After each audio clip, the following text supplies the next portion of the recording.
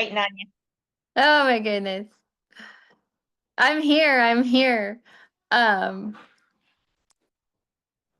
KC squared, what's up? so yeah, sorry. We had link malfunctions and I'm all glitchy. yeah. Let I'm me all glitchificated. let There. me get my wits about me for a second here. Um so You gotta do the Puma. yeah. Yeah. All right. Well, so I wanted to, first of all, I'm Coach Kelly. So I am one of Kendra's certified coaches, and I started out, for those of you who don't know me, I started out doing a free challenge about a year and a half ago, and I have since gone through all levels of the coaching classes that we do offer. And I'm now almost a graduate of our highest level of master class, and a certified coach. So clearly, I believe in our program.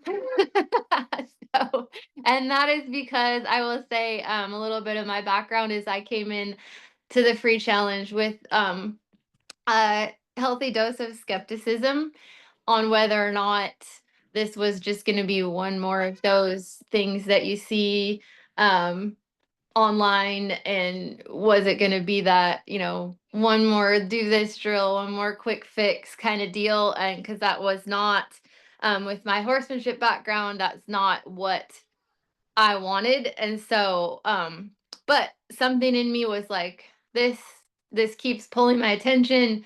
I'm going to see what it's about. And long story short, I realized this is most definitely not like any other place, any other barrel race group, any other horse training group, quite frankly, that I had ever experienced. And what Kendra teaches, and we all teach now as a part of the team, what Michael and Leanna, all of us here, what we teach is so um, it just becomes, I mean, it's so about the horse first, which I love, but it's also about like, what are we truly doing as riders, as people, to be our best and bring out the best in our horses, and that partnership. So for me, that it really drew me in, and like I said, here I am. And I'm very blessed and honored to be able to be a coach. It's also not something that I felt like I had the confidence to do.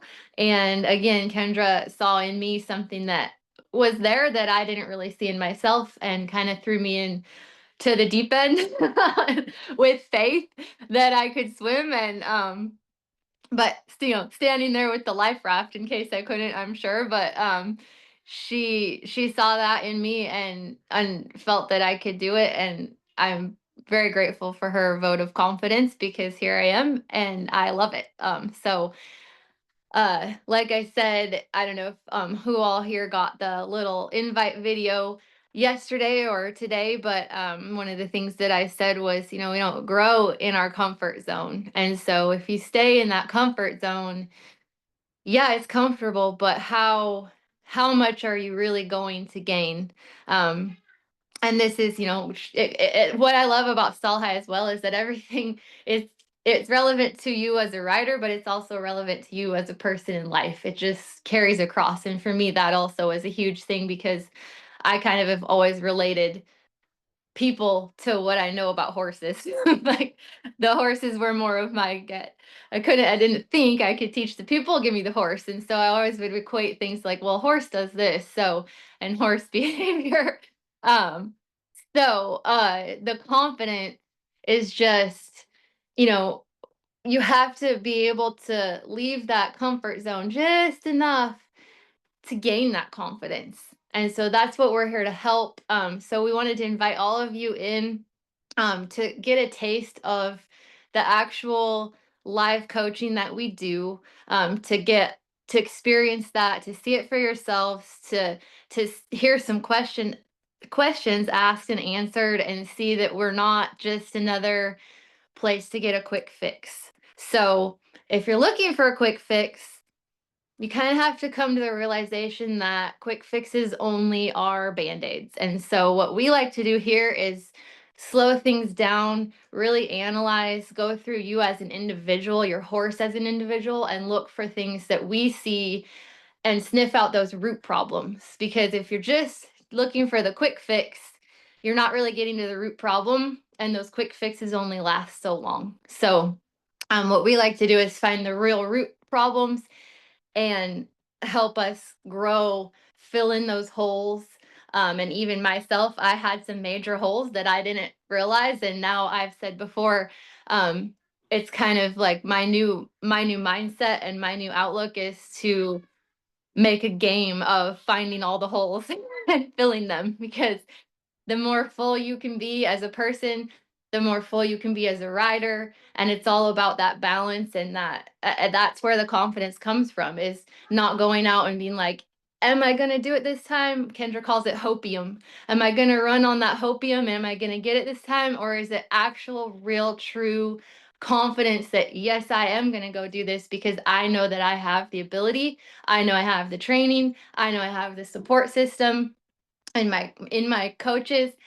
I can go do this. I'm gonna go do my best, and then I'm gonna do better than that next time. It's so that's kind of my little rope box moment, as Kendra called it. Um, in that, I also wanted to share with you just an example of the community we have here, because that is right up there with the actual level of coaching and what we're doing, but the community that we're doing it in, all of you being here, all of us as coaches being students ourselves. Every one of us who's a coach, a certified coach, has been a student or is currently a student. Um, so that community, I have, I say again, I was the barrel racer over there by myself, like in my own little world, on my own little planet. I'm like, just tune out the noise. I don't want to do all that. Like, never had a big group of friends. Like, just kind of in my own little world. Thought it was, it got kind of lonely sometimes. But I was like, I just need my peace. I need my horse. And so this community, to be able to come into somewhere like this and have actual, like, realize I'm not alone on that little planet. Like, there's so many people who are actually like-minded like me, who don't want to do the quick fixes, or who want to just, we're all looking for something different, but it's like we're drawn here because we all have that core need to be our best and do it for our horses. And so just having a community like this where you really do have the freedom and the support to be imperfect and to be vulnerable, because you cannot really truly find those holes and fill them and become your best if you're covering up the holes because you're afraid to show them to anybody. And that's something that I learned um, very publicly as I was kind of halfway through my program here.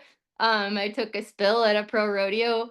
It was seemed like a really silly thing to have happened. It wasn't even on the pattern. It was coming out the alley. It was on Cowboy Channel, and I couldn't hide that hole. And so I will say that up until that point, I was really proud of the progress I'd made at Stall High, and I was doing really good. And at that point, I was like, wow, that sucked. Like, I didn't want to fall off my horse in front of everybody I know and on TV, but it happened. And I'm like, you know what? I can't hide this hole. All I can do is come back to my Stall High team. And I was like, in my mind in that moment, I was like, thank God I have Stall High, because had I not, probably would have been the end of my barrel racing, quite frankly. I'd have been like, I'm done. Like, I can't go out and perform in the arena. I can do wonderful at home, but I'm done. But I was like, thank God I have Stall High, because I know we're gonna figure out why this happened. Because it was the second time it had happened within the last like year. And I was like, I'm not, I need to find out why this is going on. Like, where is that hole? We need to fill it for good. And so I am exceedingly grateful. I will say I don't want it to happen again, but it could. Think we're human. Our horses are horses, but the confidence that I feel now in my team and being like, I am so thankful for that moment having happened, because from that point on, the progress, that it was like a launching pad of even more progress and even more confidence in myself. And so I just share that because I want all of you to understand and to feel that even in our most vulnerable moments, like those are actually truly the moments where we're going to get that confidence in our bodies, in our spirit, on a cellular level. Like you can't shake that confidence.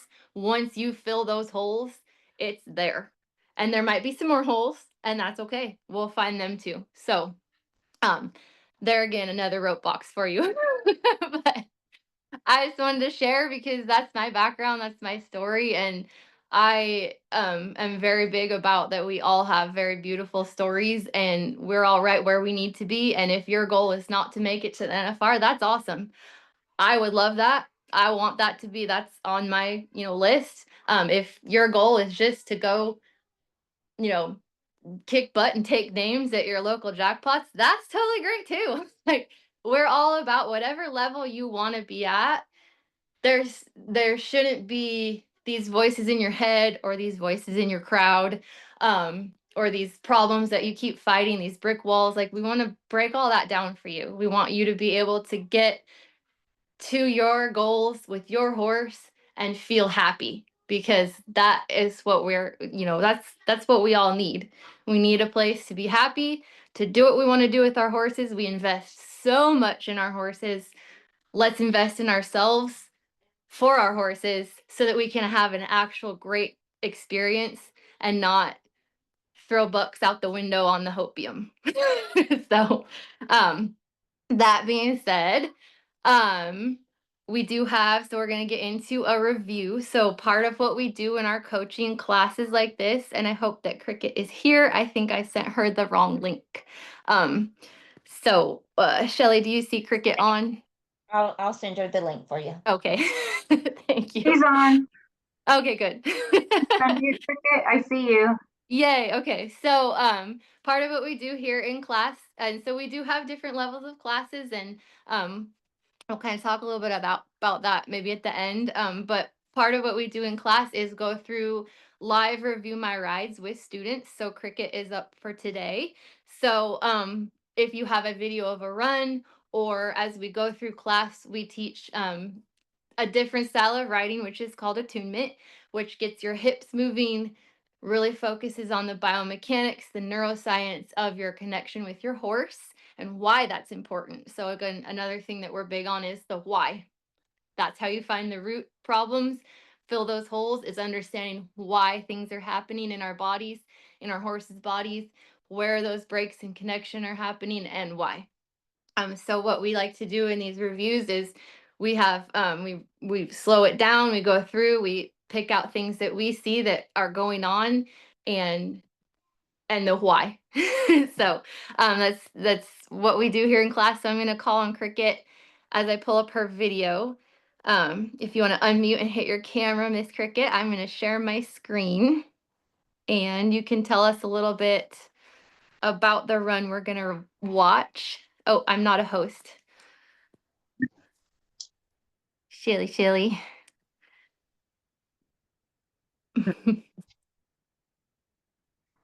There we go. So go ahead, Cricket. And thank you also, Cricket, for being here and being brave and having the confidence to have your review done. So, great job. Hey, critique in public.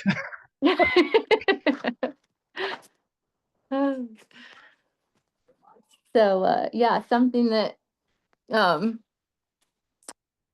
likes to put us in the hot seat, right? So welcome to the stall high hot seat of building your confidence. Yay! It's the most comfortable hot seat I've ever been in. So I see you. Are you Oh, good. Just okay? sitting There. here. It's raining and I want to turn the lights on. Okay. So you want to just tell us about your horse and this run here real quick? Okay, my horse's name is Trace. He's 13 years old. We were making a run at a barrel race that was held at the local rodeo grounds. This he's kind of a free running horse. He wants to go, but he also doesn't want to listen while he's going. It's like he walks through the gate and his brain shuts off. I don't know Okay. if his brain shuts, but it's like the listening part of his brain shuts off. He's like, no, I got this. Yes, Tracy, you're a very good boy. But I'd like it better if you, I don't know, let me steer. Okay. Well, this is a beautiful place, by the way. I was like, holy smokes, there's even a little rainbow in the background. Like, I don't know where do you live? Where is this at? That's at the fairgrounds in Palmer, Alaska.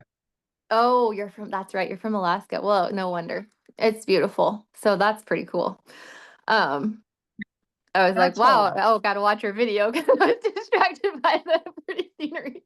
But yes, so a couple of things you said there just right off the get-go. So if he is feeling like he's not listening, um, number one thing I'm going to challenge you to do is think about, did you do his barrel race training or did you buy him as a quote unquote finished horse? I've traced his whole life. I Okay, also own his full life. I didn't train him. He's one of those horses that the first time he does something, that's how it's done for super like smart. ever. Mhm. Okay, yes. I didn't even break him to ride. I took him to a professional because I wanted it done right. Okay, So he good. went and 60 days learning to be a horse, and then he was a really good boy, and then he went Good. and he spent the whole summer with a barrel horse trainer. Okay, Her name was Nicole. He was in Idaho. okay. I was in Arizona at the time. I don't think I'm a crazy person that sent my horse out of this state. Uh, Nope, no so judgment here. See, that's no judgment, just coaching. Um, he no, so did all of the, he didn't take him all the way to, I can go make a run. That was my job. okay. So, my first thing I'm just gonna say is, if he is feeling like he's not listening to you, one of the things that I'm gonna challenge you to do is, we are, so the way that we teach the pattern here when we're training is to walk, because everything that you have happen at a run, you can feel at a walk. So you have to, slow yourself down and really start to analyze every movement in your own body, but also every step your horse is taking, because they're going to tell you what they think their job is. So horses don't try to be dishonest. They don't try, to be like, oh, I'm going to tune you out today. They're just trying to do the job that they think they've been trained to do. So if he's not understanding, so let me back up and say that when you're saying he's not listening, what I hear is that he's not understanding enough. He gets his job, but he's not understanding the subtle nuances of where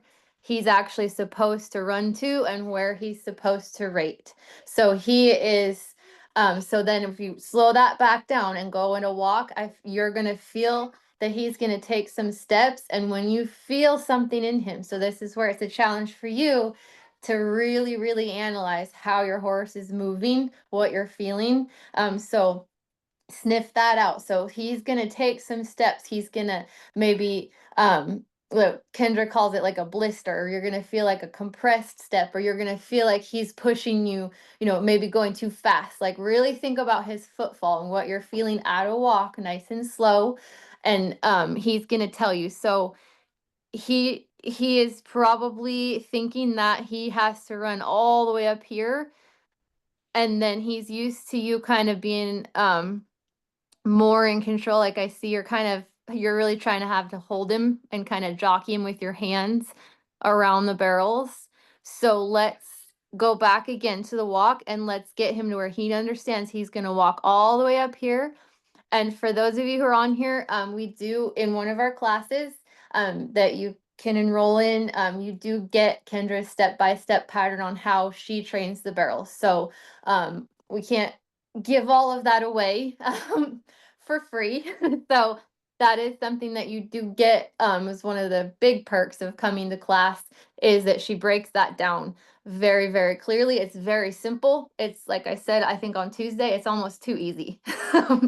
So it doesn't have to be an overly done, overly drilled, complicated thing. It's just slowing it down to really think about where our horse's body is, where our body is, and explaining their job to them so that there's zero question marks, because he's literally drawing a question mark in his body with this approach to that barrel. Do you see him? Like, he's coming up here and then he's kind of bowing out, and you're having to get on his, not terribly on his face, but you're having to help him with your hands, right? Yeah. Okay. So, in that, the other thing that I'm going to challenge you and your body is to do, so you're going to go and you're going to walk and you're going to sniff out where he's kind of pushing you, and you're going to correct him and expect that, hold him to the expectation of, you're going to be very clear and get him in that spot and explain it to him very clearly. But then your body, I'm going to challenge you to communicate with him more with your seat. So a big thing for me personally, and I feel like for everyone who's ever been on a horse, is feeling confident and feeling like you have a secure seat. Am I right? Like, you feel like you're Yes. confident, yeah, when you have a seat. So I'm going to challenge you to really be using that seat. So right here from the start, do you see your elbows right here? You've sent him. Yep. But you're already holding him really when this video starts. You've got a really strong bend in your elbow. Your elbows are back. They look like they're probably behind your torso even. So you're sending him to go, but you're saying stop. So right here, he's already in the mindset of, well, I'm confused. He's getting mixed signals. So he knows he's supposed to run. So that's where you're feeling he's running through you right here from the start, because you're saying go, you've trained him to go, but you're like, wait, I don't mean it. And you're not doing it on purpose. He's not understanding his job enough of where he's supposed to rate, and he's not really listening to your seat. But in his defense, your seat right here is not engaged. So let's help you get your seat engaged and your arms free, so he's not getting those mixed signals. Does that kind of make sense? Yes. Yep. Okay. I just want to make sure you're following. I'm talking kind of fast, so sorry. Let me slow myself down here. So right here, so what I'm going to ask you to do is to raise your stirrups up if you haven't yet. They do look long. So your seat confidence is going to start from your feet. So I like to say, no hoof, no horse, no foot, no rider. So we got to get your stirrups up so that way you can be on the balls of your feet and have a nice athletic stance on the balls of your feet in your stirrups. So don't mash your foot all the way in, like we've probably all been told to do, so we don't lose a stirrup, right? No, I went to a rope last year. He like shoved my foot in all the way to the arch of my foot. And I was like, Oh God. no, no, no. And I backed my foot up to the ball. He goes, well, Good job. Yes. Yeah, so it looks like you did start with them on the balls of your feet. If for anybody on here and you too, if you do feel like you're losing your stirrup, or like you have your feet on the balls of your stirrups on the balls of your feet when you start, but by the end of the run, your foot's all the way in, that tells me, and that tells myself as a rider when that has happened to me, that I have not kept my seat and my feet engaged enough, because at some point I've come up out of my saddle enough to lose that contact with my foot, and that's allowed the stirrup to go all the way forward. So really think about the balls of your feet having that energy and that contact the whole run through, and what is going to help is to bring those stirrups up so you're not ever having to reach for them. So that's number one. So then from there, once your stirrups are up a little bit, I really want you to think about feeling the meat of your seat in your saddle. So right here from the very beginning, so really get in that saddle. And I know I did it too. For till very recently. So we're all like, we're going to send them to go. We want to lift our butt, right? That's what we think. We're like, oh, forward motion. But that actually, anytime we lose connection with our seat in the saddle, it forfeits communication with our horse and it forfeits balance. So right from the get-go, you've given up your balance and your communication, and now you're fighting to get those things back through your whole run. So right here, you've quit communicating with your seat, you're holding him back, and he's like, I don't understand. What's she trying to tell me to do? I'm just supposed to go run. So get the meat of your seat, feel that saddle, and really find that seat. Be nice, like melt down into your saddle. Really find that ground with your seat. And if you do that, you're going to feel that security. So right there, you've got your seat. You know, if you think about like a basketball player, like how they look like when they're on the court, like they've got a healthy bend in their knee, they're on the balls of their feet, they've got a low center of gravity, right? So get that center of gravity in your seat, and you're going to keep it there the whole run. So right from here, you're going to get that seat. You're going to not pick up your seat. You're going to hinge your upper body forward just a little at your hip. Keep that seat engaged. Does that make sense? So don't lift your Yes. butt. Keep your butt down and then just hinge your hips so your upper body is that forward motion. And it's more of just the energy. Like think about forward energy, but keeping your seat engaged. And then when you get to your barrel to sit even deeper, because some people on here, or even you, or I was in the past, be like, well, if you're sitting already, how do you sit for your barrel then? Because you're supposed to, run in and then sit. Well, you keep your seat engaged, have that forward energy. When you get here to the barrel, so right there is where I wanted to stop it. When you get to that barrel where you're going to sit for your turn, it's even more, and that's where the energy kind of, instead of more forward energy and that sending them with your seat, kind of pushing, if that's making sense, pushing with your seat, that's where you're gonna drop it. So you're gonna really and even like for me, what's helped me is to literally make the sound. So I'm already sitting deep, I'm pushing that saddle with my seat, and then I'm gonna go like you drop it even more. So I'm already engaged in this chair doing it. But then I'm going to that barrel, and then I'm getting there and I'm gonna, do you see that? Like you're really just like that energy is just so you don't have to lift your seat to get that forward motion. You're pushing, and then really just drop it even more.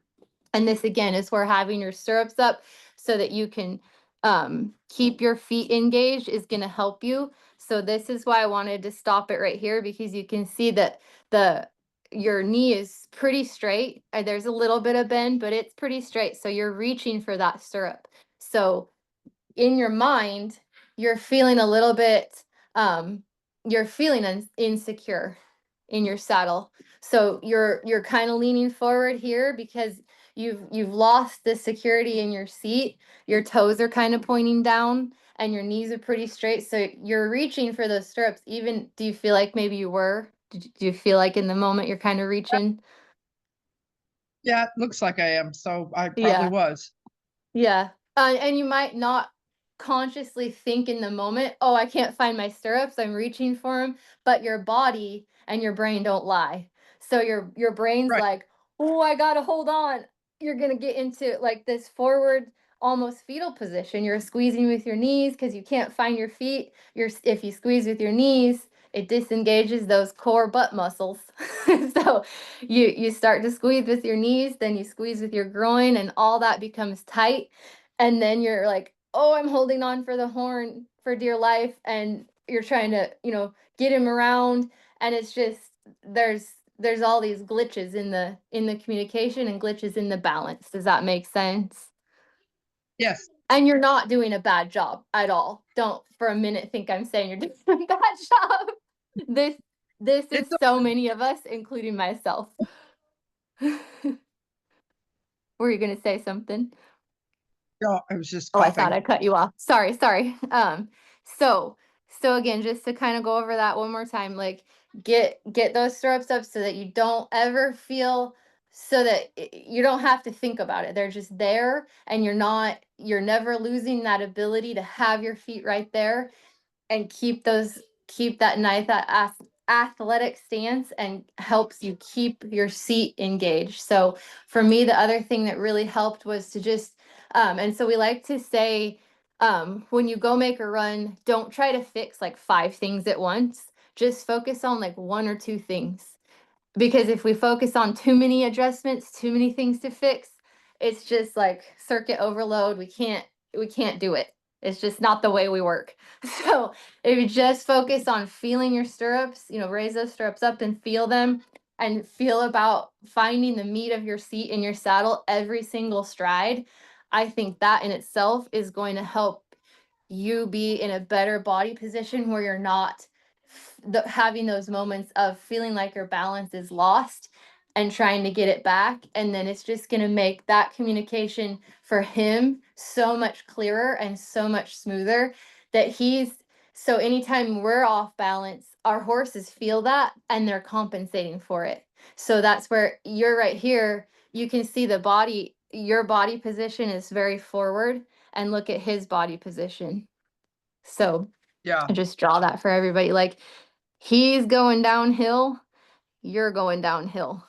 So you're when we get forward like that over their front end, the weight of our body, no matter how big or small we are, I don't care if you're an 11-year-old, the weight of your body over the front end of that horse is cueing them, is pushing them down. And so the most efficient way, and what Michael is teaching us is, the most efficient way for our horses to travel and all of their power is to have their back end and have their front end out of the way. So their back end can come up under, and they can just use all that power in that rear end and just go right through that turn nice and efficient and smooth, and never have their balance lost themselves. So again, let me say that. So anytime their balance is thrown off, they don't want to fall down either. They don't want to lose us. They're going to correct it. And so then they get into, well, now what's this look like? Typical shoulder drop.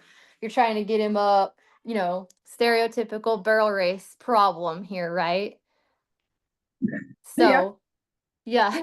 So, and it's easy. Like, we've all blamed our horse. Like, why is he dropping his shoulder at my barrel? Well, what's my body doing? And that's where we're different here, is we want to correct the problems that we're causing, that we don't realize we're causing, because nobody's ever said, hey, your horse is on his front end because your seat's not engaged. We're all taught to lean forward and hustle, right? so so yeah. So do you have any questions before I kind of move forward? Nope. Go ahead. Okay. I got you. Okay, good job. So, yeah, so once you get, once you get your seat, then that's going to help you, again, so he's going to be able to stay more elevated in his front end.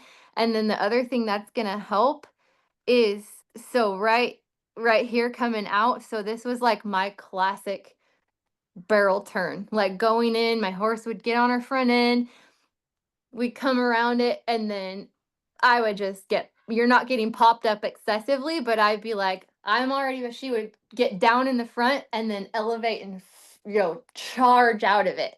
And no matter what you're doing, if you don't have your seat engaged enough, you're going to get popped up. And then again, you're behind, and you're fighting to get ahead. You're fighting to get back with your horse. It's that break in communication. So having your seat all the way to your turn, and then really having it, finding that saddle, every move your horse is making sure that your meat is in the seat, your meat of your seat in your saddle. So finding that and feeling it every single stride is going to help you keep your balance, which keeps your confidence and keeps your communication. So it sounds, I mean, maybe it doesn't for you, but to me, it seemed too easy, too simple. Like, how can it be that easy? Just keep my seat. Well, how? Right? Yeah. So, Like, yeah. But your stirrup length is for sure a big one right here, because again, like you've got a pretty soft we'd like to see more bend in your knee so that you're not reaching. So again, I just want to make sure everybody and you understand that, like physically, like if your stirrups aren't, and I know it might feel weird at first to put your stirrups up, and people might be saying, oh, well, I get thrown forward if my stirrups are too short. Well, if you're getting thrown forward, where's your seat? So your seat and your core, and for me, like engaging like where your zipper is on your jeans, like making sure that part of your abs is what's engaged, that affects where your seat, how your seat goes down in your saddle. So if you flex those lower abs and engage those, that's what's really pushing, like right now, pushing me, and you can all try it. Like just play around with like, if you're engaging those lower abs, it pushes my seat down into my chair, and I don't have to like, I'm not using my knees. Whereas if your stirrups are long, you inadvertently start gripping with your knees and then you can't engage your seat. Does that make sense? Yes.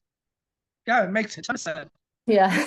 So if you're, again, if you think, oh, if I put my stirrups up, I'm getting dashboarded. Well, challenge yourself as a rider. Think about where your seat engagement is, where your feet are, and make sure that you're not still trying to grip with your knees. Because yeah, if you put your stirrups up and you're still trying to grip with your knees and your groin and everything in your butt's tight, you're definitely going to get dashboarded. So you've got to really dissect your position. And that's why we, again, like to do this at a walk, so that you are able to take the time and really feel it in your body and feel the movement of your horse and everything that's going on, and not just, try to, oh, we're going to go practice barrels today and we're going to go lope through 10 times. Well, that's not really giving either you or your horse, not that you're doing that, but for anybody, that's not really giving you or your horse a chance to really think about what your body position is. So nobody goes out to try to train to do something new by doing it at top speed. Everybody starts slow. And that's where you get that precision in your muscle movement, your precision in your balance. And that is where the confidence comes from. So, is that helping you? Yeah, a lot. Okay. Yeah, good. So it's kind of the same thing like throughout this run. That's kind of what I saw, like right here again. Right there. See your seat come up, see the air. So you're leaning Yeah. forward, and I'd like to see you sitting back. So and I don't mean lean back. I mean like get your tailbone glued to that saddle. Get you those butt cheeks, use them. So I said the other day, like, the skinny girls are at a disadvantage because they don't got the meat to hold on. You got their butt cheeks, you use them. Not that, I'm saying anything about your size, but people lots of Yeah, times, oh, I need to lose weight, I need to be more fit. No, you use what you got. It's there. You got it. Were you saying something? I said I've been skinny my whole life. Oh. Well, you're all right then. Then you need get some more junk in your trunk. I'm kidding. But no, just my whole point was that your size doesn't matter. You use what you use your seat because it's there, and that's where all your center of gravity and your power and your balance and your confidence are coming from, is having that seat engaged. And so again, I'll just say it, when you have your seat, that's going to help you not have to use your arms to try to jockey. So when your balance is thrown off, it just sends that chain reaction all the way up. So lost feet, lost seat. Again, you're holding on to the horn because the momentum is pitching you all different directions, and you're trying to stay with your horse. And then all you've got is this kind of trying to maneuver with your hand, and it's obviously not working as efficiently as we'd like, right? So getting back to where it's almost like, for me, it's like I'm thinking about riding the tail end of my horse. I'm riding the butt of my horse, and the front is just, your hands are just the guiding. Like all your power and your steering is coming from the cues in your seat and your feet. And so, and your hips, all of that being in placement, and all that communication and that forward motion is coming from your core, because that's where all of our strength and our weight is at. If you think about your, like, there's no way that any of us can really outpower a horse with our hands. And we're not trying to, there and saying that we don't want to be trying to overpower a horse ever, right? we we want to be in communication with them. Yeah, because when we're in a situation where we're trying to overpower, well, I don't feel confident in that situation. I want to feel the confidence that I have them listening in my seat. I have my seat glued in that saddle and I ain't going anywhere. And so then it's just like, again, like my hands and my upper body are just kind of floating like the guides to where I'm not relying on the gripping and the pulling to get anything done. So but good job. I'm proud of you for being here. I'm proud of everyone for being here. And you're just gonna take this and run with it and literally or walk with it. And I feel like a lot of like your approach here, again, like if your seat is secure. So I mean, how many of us have felt like they've gone to the third barrel needing to keep a hold of that saddle horn? Because if we don't, we're gonna get pitched off. Like I know I've felt that way. And looking back now, like do you feel like you kind of feel that way, Cricket? Like sometimes you're like, oh, we're going now. I better, hold on. You let go, you go two-handed Yeah. there, but yeah, you're holding on to it you got a pretty good hold on that saddle horn for the most of the way to that third barrel. And that again, that just tells me, and again, speaking from experience of what I've felt and the changes I've felt, the positive changes, in that I was that like I'd be like, oh, I'm like, I better hold on because my body and my brain were like, you're behind. You better hold on. Like, yeah, you better grip with those knees because you've lost your seat and you ain't getting it back. So getting that seat, it alleviates so much need to grip and so many of these things where your approach, you're coming out of this barrel here with your seat engaged and your feet engaged, you'd be able to feel the confidence to get up off that horn so much faster. And that's going to help then go two-handed to this barrel all the way from back here. So this third barrel wasn't turned the best that you can turn it because your approach to it was wonky because of your seat. Are you seeing that connection? Does that help you? So Yeah, engaging your seat. Yes, go ahead. he tends to want to drift out, Mm-hmm. going to the barrel, Mm-hmm. and then he bows out of it. When he comes out, he goes halfway across the arena before he's headed for the third barrel. Mm-hmm. So, have we talked about rein length yet with you either? Well, Yeah. Your reins are a little long. I don't want to overwhelm with too many things in one. I think your seat and your feet's the biggest thing. But definitely having short running reins to where if you do have to, remind him, be like, hey, come back over here. It's a lot quicker. The shorter the rein, the shorter the communication and the shorter the release, which is what horses learn from, is the release.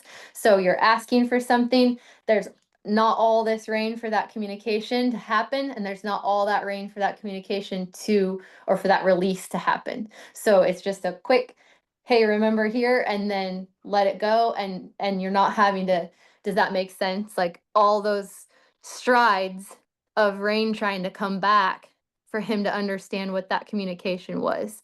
But again, your seat being engaged, so he's just kind of relying on where he thinks he's supposed to go because he's not feeling so right here he's kind of trying to charge through your upper body being forward, and then he's not feeling the support of your feet and your seat being square right here and centered.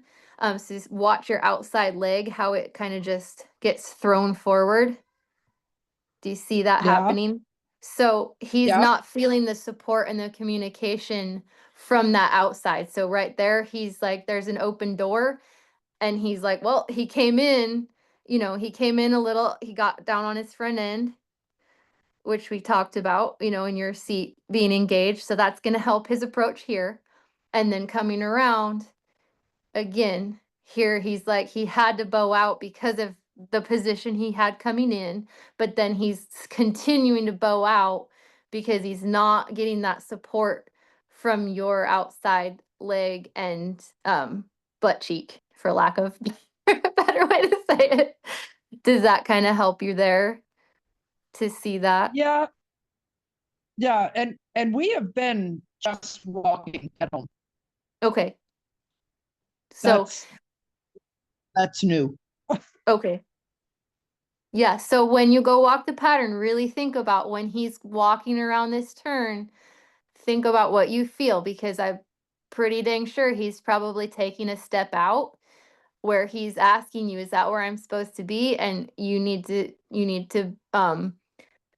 if you so go through once and you feel it and then go back through, and if you know he's going to do it, which he probably is, correct it right before, stride before he does it at a walk. So right here, if he's starting to step out and he's walking, you're just gonna remind him with a little bit of fingertips on the inside, just be talking to that inside rein, and be conscious of your outside leg. What is it doing? And make sure, so if he's gonna take that step out one stride before, just beat him to it. Does that make sense? Just right before he Yeah. takes that step, ask him to stay there and see how that helps him to understand where he's supposed to be and hold himself accountable for his body position. So it's a two-pronged thing always, our body position, their body position. We're teaching them their job and where to be for their balance, and then it's our job to keep our balance so that we're not compensating and they're not compensating, right? Does that help make sense? Right. So Yeah. yeah, definitely think about his turn in that second barrel at a walk for sure.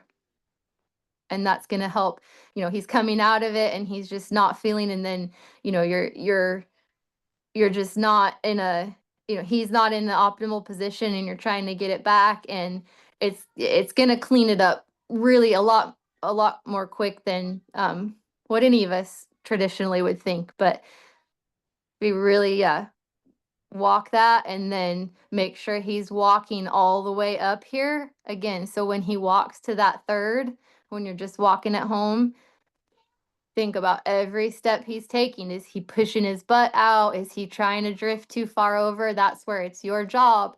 It's not in a race that we make these, that we teach them, that we do Right. make these adjustments that last for a horse. It's at a walk at home. So every stride to this third, where is he at? Is he bowing out? That's where he's asking Yep. you, or he's telling you, this is what I think my job is. And that's where it's your job to be like, I'm sorry, buddy. I taught you I didn't mean to tell you that's where you needed to be, but now you need to be over here. Right. So we want to walk Right. all the way to that point. And another good thing, I'll just say this, and then I think I don't want to overwhelm too much. This was a lot. So something helpful that Kendra did say was, like, when she leaves each barrel, it's a straight line. So you visualize like a laser beam or a chalk line or whatever it is to that next point. It's a straight line to that destination. And she had said one point, like, visualize a laser beam on your hand, like you're pointing to your next spot, and that's where you're going. So if you are true and supporting him to get there, he should be able to get there. Does that help to We'll see. visualize? Like, it will. It's all great. Good job. So yeah, do you have any questions? Like I said, I know it's kind of a lot. I got rolling there. So do you have any questions about that? Just definitely give yourself, time to think about these things, to feel these things, and dissect it, and you'll get to watch this over again as well. So, but yeah, any questions about any of that? No, no, really, you didn't tell me anything I didn't seriously already know in my brain, but translating into a run is hard. Yes. Yeah. I Yep. know So that at home when we've been walking, somebody said, "Well, he's not rating the second barrel." And that's why you end up out in the boonies and going wide. And I was like, okay. So that's what sent us back to walking. Mhm. And walking up and stopping and showing him this is where we rate and Yes. this is where we turn. And Mhm. when we go over on the second barrel, we go around the first barrel, and he's willing to go around that barrel one step at a time. He Okay. doesn't, he's a good boy. Okay. When we get to the second barrel, as soon as he goes up and he stops, but as soon as I say, okay, you can go, then he wants to rush around that barrel. Okay. Yep. So, And then yeah. So don't let him do it. So that's where he's not listening to you. He thinks he knows his job and he's wrong. So you just have to be very not, not mean, but very clear. Be like, no, sir, that I'm sorry that you think that. I'm sorry I taught you wrong for a minute or that I miscommunicated, but this is my communication. So that's where you do what Kendra teaches and what we call a reset is so we don't walk the barrel a bunch of times. So you walk to it, turn him if he commits to doing it wrong and he rushes, that's where you get to be very meticulous and you get to be very you're the boss, you're the teacher. So if he's telling you, I don't think I need to walk around here, well, he's just trying to rush through because he's not balanced properly himself. He's not understood where his feet are supposed to be. So you go through that. If he rushes through it, you stop him, turn the opposite way of your barrel, back up, walk it again. And you do that until you feel progress. So it's not going to be perfection that very first time, probably. I mean, some horses are super smart and they'll be like, oh, okay, I get it. Every horse is different too. They're all individuals. So what we want to look for is that progress. So when you go through it, however many times you reset, 4 times, whatever, when he gives you a little bit more patience, when you feel a little bit more of him waiting for you, and taking nice, even, relaxed steps all the way through that turn, then he can go on to his third. And that's at every barrel. So that's super important. And that is something that last summer, my horse was not able to walk through her turns without little cheat steps and trying to rush, and now she can. So, and that's all that we've done is not overwork the pattern. We don't do it every single day because they get frustrated. So time off the pattern is really, really beneficial for you to just be walking and being together. But when you do go work the pattern, that's where you are very meticulous about every step is exactly where it should be. Every step that he takes, and we want nice, even, calm steps. And Kendra says this all the time. If they cannot walk a turn without rushing, they're not ready to go run because they're not understanding their job yet. So that's good job for you to dial him back to a walk and sniff this out, because otherwise he might be okay for a while, but then you're just going to go back and he's going to start trying to rush through because he's not understanding how to balance himself efficiently in that turn. So right there is gold. So that's really good job on you to slow him down, and let's go fix that at a walk. So good job. Does that help you? Thanks. Yes. Good. On the right track. Yes, most definitely. So yeah, we're excited to see your progress and hear how that all works. So, yeah, definitely document and video and tell us what you feel. Kelly, I we will. can't see you. Yes. We can't see you, girl. Oh, sorry. That's all right. I quit my screen share. I forget it. There I am. So I went long-winded on that one. Are you overwhelmed, All the help. Cricket? I'm sorry. I really overwhelmed. I'm just trying to do it in my head. Mm-hmm. Yeah. So yeah, definitely. I mean, and we say this too, we all have to soak. So we soak on what we learn, and we have to give ourselves the time, and we all get into the go, go, go, go, go, go, go. We got to get here, we got to get there. And it's just the way that life and society is anymore. And we're so hardwired to just be go all the time. It's like, give ourselves the time. You have to let your brain process. You have to let your body feel what your brain's processing and just give yourself the grace and the time. And if you're like, oh, I should be here, that's sign number one that you're trying to rush. So slow it down. So, all right. I think we got a couple minutes. If somebody has a question, we can take a quick question before we got to shut her down. Is that helping? It looks like I'm seeing comments that it's helpful. Those of you who are flies on the wall, you can comment. Is it helping you? So, Nicole Cook, you might want to hit your mic and camera. And so she said it's so helpful. Thank you for letting her be here. Oh, good. Want to talk to Kelly for a minute, Nicole? I don't know how I feel about calling people flies. Flies on the wall is such a good phrase, but I don't want to be a fly. I thought Maybe it we're was really butterflies helpful. on the wall. Oh, she just not coming back in. We must have lost her. So let's just give Uh-oh. her. Okay. I thought it was really helpful. Oh, good.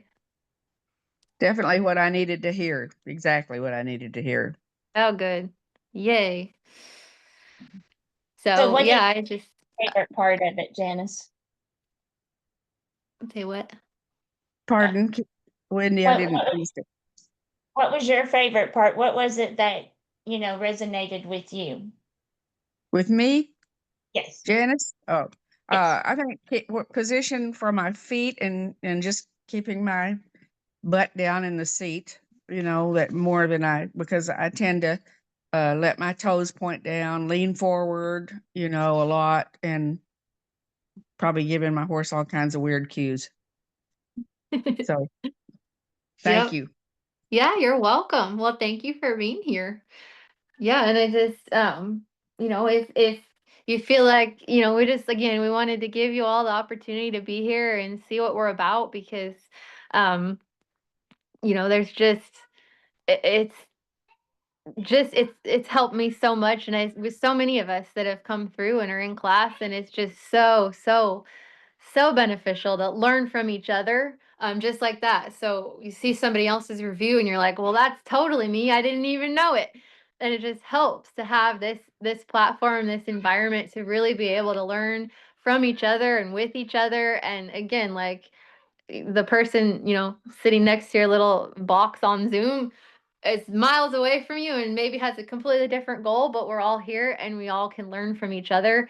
And that's pretty special. So if you're thinking, yeah, this is definitely in my wheelhouse, this is what I need, we want to get you in class. So we do have a class starting on the 10th. And so this is Tuesdays and Thursdays. This is what we do. And then you do get digital coursework that is again like where the barrel pattern's at, so it's gold, it's definitely it's an investment, yes, but if you think about, anyone who's gone to a clinic, what do you spend on a clinic? Getting there, taking your horse, the fee, and what do you actually get to go home with? Do you get how much of that time is really given to you as an individual? How much do you get to refer back to? Like, who gives you their step by step of how they earn their living selling barrel horses, and it works, to take horses that are, my horse had alley issues. She doesn't have alley issues. I mean, she's a little bit sometimes hot, but it's night and day. And even from last summer to just a couple weeks ago, Kendra rode my horse last summer. I was able to do that. And then she rode my horse in Texas and she's like, she's a different horse, Kelly. I'm like, yes, it's so exciting. And I mean, she wasn't horribly bad, but we just didn't have the consistency. We had some struggles and they're not uncommon struggles, but I couldn't figure out why we were struggling. And so I mean, I cannot say enough good. If you're thinking about it, there's your sign. Do it. And I want to address because we do have a couple of questions, and I see that Yes. she's a student, and we take a deeper dive into the length of your stirrups and Yeah. more in depth and narrow it down even more. And that's also in the coursework and everything. So, Yes, all of that. Mhm. yeah. So we And are just so glad you're here. So, yeah, just to be so able to have that ability to reach out to your coach and say, "Hey, I need help with this," or "How do I do this?" and have that ability. Like you don't go to a clinic and get to call the clinician 2 weeks later and be like, "Hey, I need help. What did you say to do here?" That doesn't happen. and It does then here. and we So also yes, have a text line. So yes, if you want an advisor or have questions like how to get started or where to even start, because there is a lot to pick from, and we have something for everybody. So, absolutely. all right. Well, I thank see you. a couple hands up, but I think we're gonna get Yeah. Shelly's gonna say we gotta land the plane. Yeah, because we're a little bit after 1 o'clock. So, thank you for being here, Kelly. Thank you all for being here, and we'll see you next time. And keep an eye out because we're going to have more classes like this from different coaches. And yeah, so we'll see y'all then. Bye, Awesome. everybody. Thank you all.